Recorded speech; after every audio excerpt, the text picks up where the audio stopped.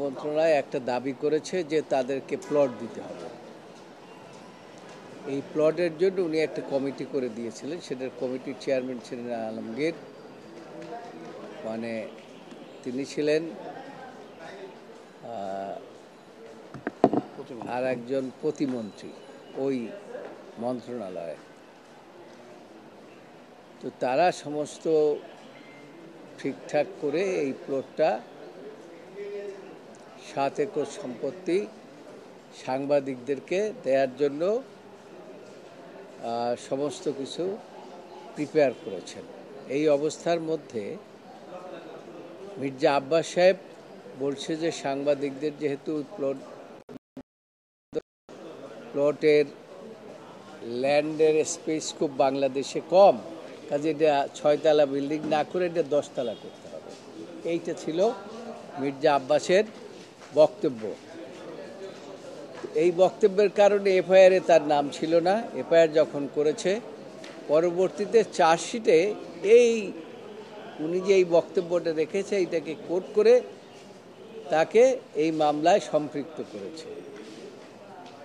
সম্পৃক্ত করার ফলে এই মামলা যখন চার্জ হিয়ারিংয়ে আসে, তখন আমরা একটা তার বিরুদ্ধে চার্জ ফ্রেম হবে না এই মর্মে একটা দরখাস্ত দিয়েছিলাম।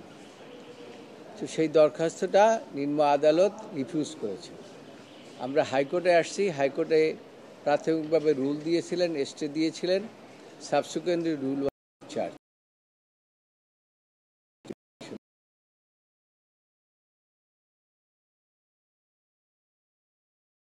হিয়ারিংটা আজকে ছিল।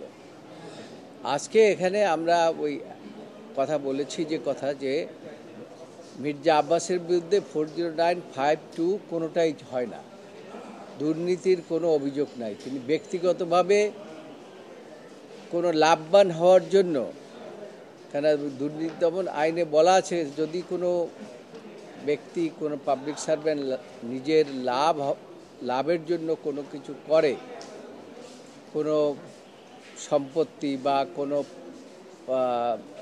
অর্থ আত্মসাৎ করে, তাহলে পরে ওই সেকশনটা কার্যকরী হতে পারে। কিন্তু এইখানে মির্জা আব্বাস তার নিজের জন্য কিছুই করেন নাই এবং তার কোনো ইনভলভমেন্টও নাই। তো আদালত তো লিভ দিয়েছিলেন, সেই লিভের উপরেই আজকে হিয়ারিংটা হয়েছে এবং হিয়ারিংও আমরা এই একই কথা বলেছি এবং বলার ফলে আদালত শুনেছেন, আমাদেরকে শুনেছেন। এর মধ্যে আমার ডান পাশে রুহুল কুদ্দুস কাজল, তিনি পরবর্তীতে কিছু বিষয়ে সাপ্লিমেন্ট করেছেন।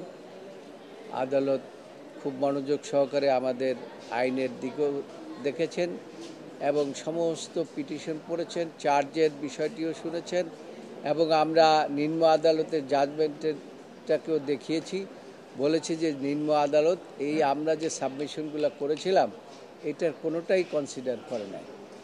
যেহেতু মির্জা আব্বাসের কোনো ইনভলভমেন্টই নাই, সেই জন্য তার বিরুদ্ধে এই অ্যান্টি কারাপশন আইনে কোনো মামলা চলতে পারে না।